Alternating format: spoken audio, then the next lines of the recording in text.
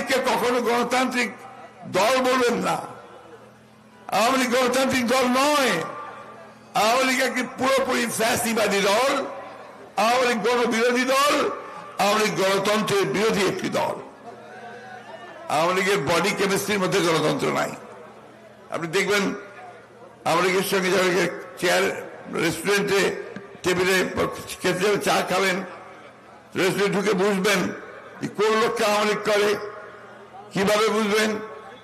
দেখবেন যে লোকটা টেবিল থাপড়ে সবচেয়ে বেশি কথা বলছে আর কাউকে কথা বলতে দিচ্ছে না, সেই লোকটা একদিকে আওয়ামী লীগ, যুবলীগ, ছাত্রলীগের সন্ত্রাসীরা, অন্যদিকে সবচেয়ে কষ্টের কথা, দুঃখের কথা, আশঙ্কার কথা যে রাষ্ট্রের পুলিশ বাহিনী তাদেরকে ব্যবহার করে সে গুম করা হয়েছে, খুন করা হয়েছে, হত্যা করা হয়েছে, মিথ্যা মামলা দেওয়া হয়েছে। আপনার গায়েবী মামলা মনে নাই? একটা ঘটনা ঘটুক আর না ঘটুক, মামলা দিয়েই সাথে সাথে 1005 জনের নাম, 2000 অজ্ঞাতনামা, আর ওই সঙ্গে লোকজনকে ঢুকিয়ে বাণিজ্য করা, অন্যদিকে হয়রানি করা, তাই না? আল্লাহর কাছে অশেষ শুকরিয়া, রহমত যে আমরা সেই অবস্থা থেকে বেরিয়ে এসেছি। আজকে আমরা সেই মানুষগুলোকে দেখতে পাই না, আমরা সেই চেহারাগুলোকে দেখতে পাচ্ছি না, কারণ তারা জনগণের রোষে দেশ ছেড়ে পালিয়ে গেছে। বন্ধুগণ, একটা অভিযোগ আছে, সবাই বলছে পুলিশ কাজ করছে না। পুলিশ কাজ করবে কোত্থেকে?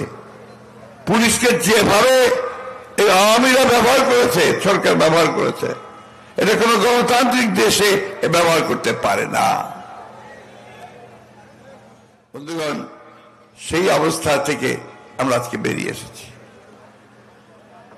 আমাদের আজকে একটা সম্মেলন, দলের সম্মেলন, এবং 16 বছর পরে চুয়াডাঙ্গাতে সম্মেলন হচ্ছে।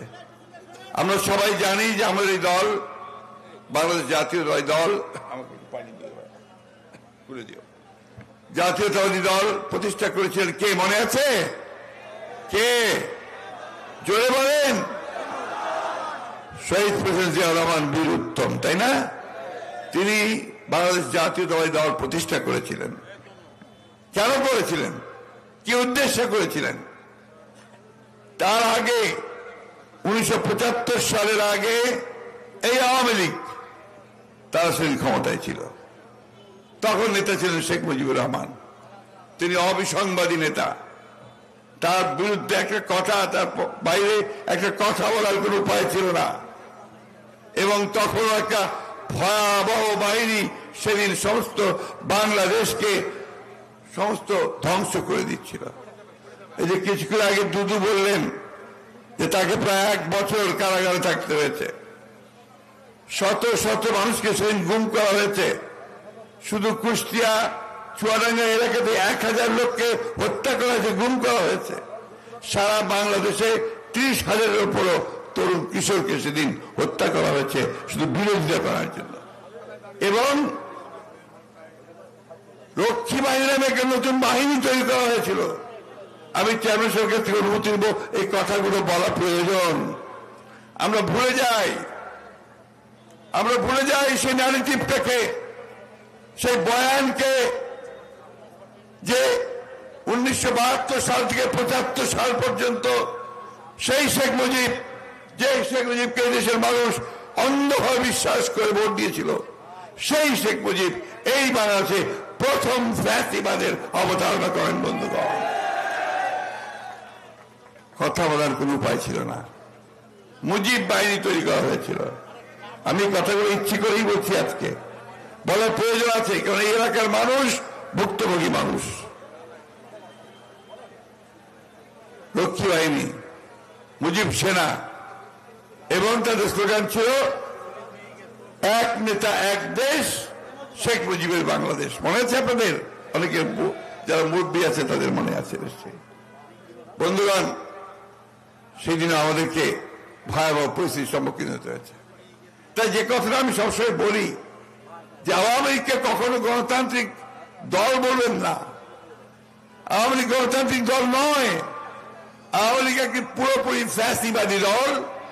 আওয়ামী লীগ গণবিরোধী দল। আওয়ামী লীগ গণতন্ত্রের বিরোধী একটি দল। আওয়ামী লীগের বডি কেমিস্ট্রির মধ্যে গণতন্ত্র নাই।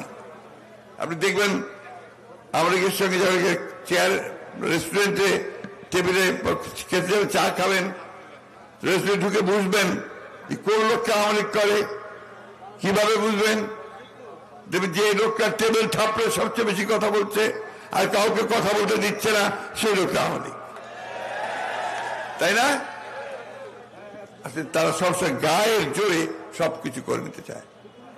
আমরা আওয়ামী লীগের বডি কেমিস্ট্রি আমাকে দুটো জিনিস মনে হয়, একটা হচ্ছে সন্ত্রাস, আরেকটা হচ্ছে চুরি, দুর্নীতি। এই দুটো জিনিস ওদের মধ্যে আছে। যাই হোক বন্ধুগণ, সেই অবস্থা পার হয়ে আমাদের শহীদ প্রেসিডেন্ট জিয়াউর রহমান সেদিন বাংলাদেশকে একটা নতুন স্বপ্ন দেখিয়েছিলেন। সেই স্বপ্নটা ছিল কি, একটা বাংলাদেশি জাতীয়তাবাদের উপর ভিত্তি করে আমরা একটা নতুন দেশ গড়ব, নির্মাণ করব। সেই দেশে আমরা সকল মানুষকে বিভাজন নয়, বিভক্তি নয়, এক করে আমরা সামনের দিকে উন্নয়ন অগ্রগতির দিকে এগিয়ে যাব। তিনি তাই করেছিলেন। মাইলের পর মাইল তিনি গ্রামের পথ ধরে হেঁটেছিলেন, চারণ কবির মতো গান গেয়ে বেরিয়েছিলেন বাংলাদেশের উন্নয়নের জন্য, বাংলাদেশের ঐক্যের জন্য, এবং আমরা বাংলাদেশ যে পারবো, আমরা পারি তা প্রমাণ করার জন্য 19 দফা কর্মসূচি দিয়েছিলেন বাংলাদেশের অর্থনৈতিক উন্নয়নের জন্য। 74 সালে আওয়ামী লীগের দুর্নীতির কারণে ভয়াবহ দুর্ভিক্ষ হয়েছিল। আমার সঙ্গে একজন ভারতীয় সাংবাদিক কয়েকদিন আগে দেখা করতে এসেছিলেন। তিনি বাংলাদেশে 15 দিন ছিলেন। 15 দিনের পরে তিনি ভারত গেছেন। ভারত থেকে একটা ইউটিউবে তার সাক্ষাৎকার বেরিয়েছে।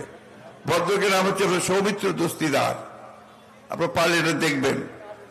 তিনি বললেন, বাংলাদেশে যে সমস্ত প্রচারণা ভারতের মিডিয়া থেকে করা হচ্ছে তার একটাও সত্যি নয়।